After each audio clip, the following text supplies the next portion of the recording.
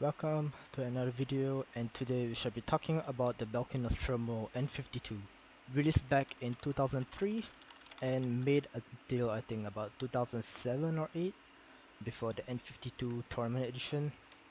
So yeah, this was the OG Nostromo, designed by Belkin, and it still holds up really well to this day.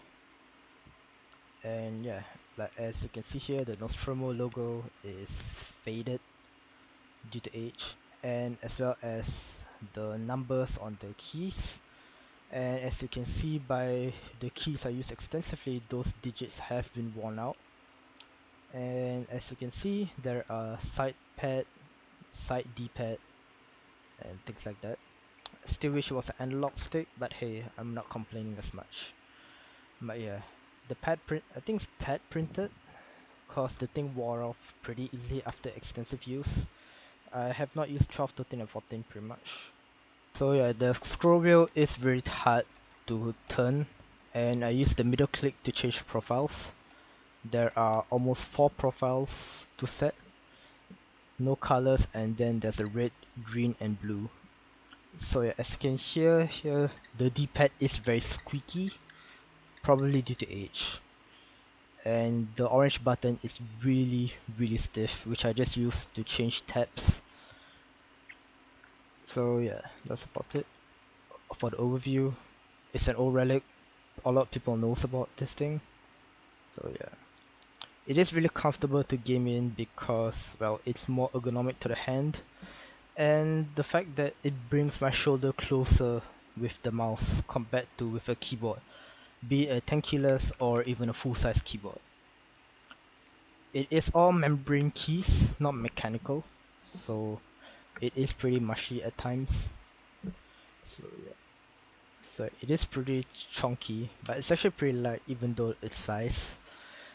And yeah.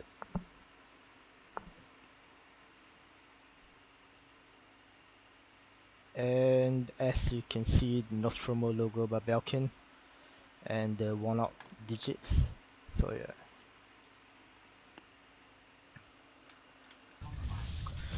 So yeah, as you can see in this footage, I am gaming on Titanfall 2 and having pretty much, it's just so much easier to game on with the keypad closer to my mouse arm, and yeah, it's just really easy, and I could flick easily and I could just play pretty much as per normal. So yeah, it is just really good and I really like it for gaming.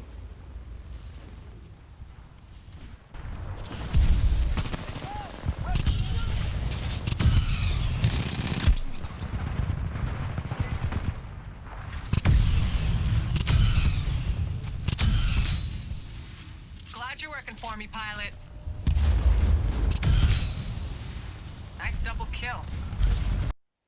Razer bought the Belkin brand back in 2008. After the N52 TE, Razer released it as the Razer Nostromo. The Belkin N52 TE and the Razer Nostromo are practically the same, the only difference being the branding. It is just called the Razer Nostromo on the letter. And both of them use the crappy Razer Synapse software, which really is just annoying, and we all are tired of hearing how shitty Synapse is. So yeah, after that, they redesigned this and used it onto the Tartarus V2 by adding another row of keys. And yeah, and then the Tartarus Pro followed the same chassis as the Tartarus V2, but this time finally with mechanical switches. My gripe with the Tartarus lineup is, first of all, the Tartarus V2. Why does it market as a mecha membrane switch? It's not even mechanical in any way, it is just a fucking membrane switch which has a metal click point for just for the clicking sound, which is not really annoying, but also it's still mushy at the end of the day. It is not a true mechanical. I'd rather pretty much just have it as a normal membrane as the Nostromo is, and the previous, and also the N52 and the Razer Nostromo as well. And the Tartarus Pro, while having linear mechanical switches, has all the shit wrong. Like, why would you want to have a, like, the whole marketing thing about it was the whole multi, like when you actuate you can actually half press it to have one function and press it all the way down for a second function and stuff like that.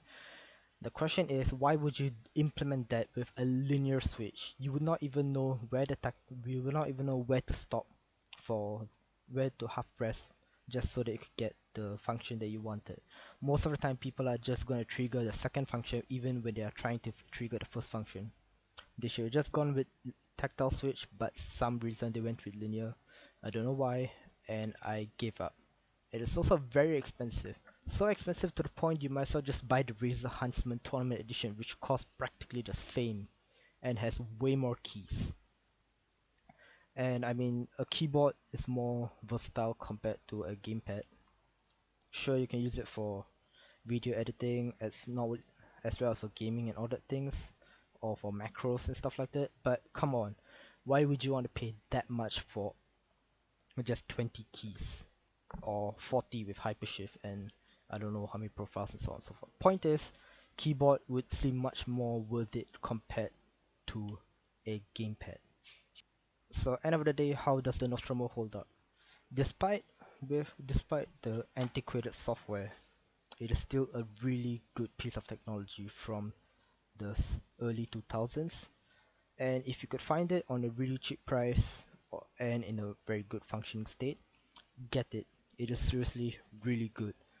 The software will take some time getting used to, and the whole saving the profiles in a file and then you have to load it and so on and so forth.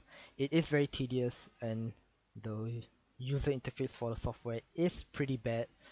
But again, it's from 2003, you can't expect it much in terms of UI per se. And yeah, there's quite nothing quite like it even after so many years.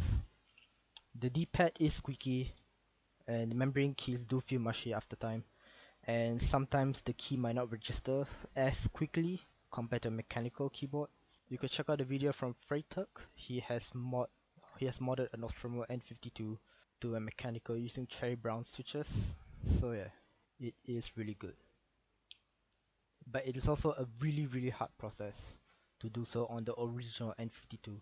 If you're doing it on the N52 Tournament Edition, it is simpler because you are not cutting off from the chassis directly. You're cutting from the plate under the keys. So yeah, get it if you can. If user about it, tell me your experience on the Nostromo. And yeah, please like, comment, and subscribe. And I'll see you on the next one.